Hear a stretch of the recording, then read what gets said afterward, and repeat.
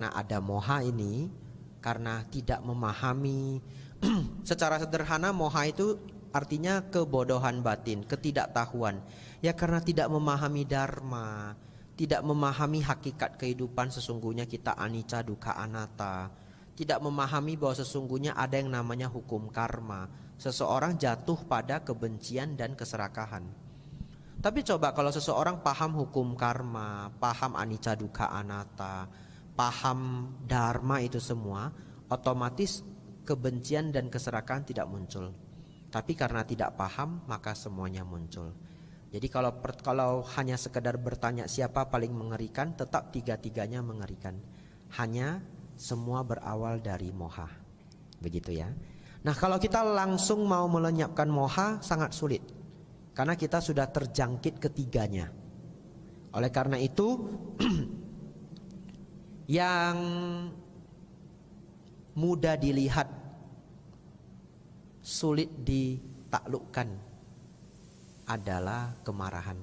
Semua orang tahu kalau dia marah, tapi sulit ya ditaklukkan. Sudah marah, nanti kita kadang-kadang bertekad lagi, saya nggak mau marah lagi lah. Ya baik, mulai hari ini saya nggak mau marah lagi ke dia. Kasihan, padahal sebenarnya dia baik. Tapi saya nggak bisa kontrol amarah saya. Ya saya bertekad, saya tidak mau marah lagi ke dia. Minggu depan marah lagi. Ya. Yang paling sulit dilihat, sulit pula dilenyapkan adalah moha. Ya, jadi oleh karena moha itu sulit dilihat, sulit dilenyapkan, ya kita belajar untuk step by step. Tapi bagaimanapun ketiganya perlu untuk dilenyapkan. Ya, ada pertanyaan lanjutan? Silahkan. Bante, kalau saya berbuat suatu kebajikan, saya tidak lagi seperti bilang semoga kebaikan ini membuat saya panjang umur, sehat atau apa. Tapi saya lebih sering beraspirasi mengucapkan semoga dengan kebajikan saya dapat mengkondisikan maga dan pala. Apakah itu boleh, Bante? Boleh. Ya, sangat boleh ya. Berbuat baik itu setiap orang punya motivasi berbuat baik.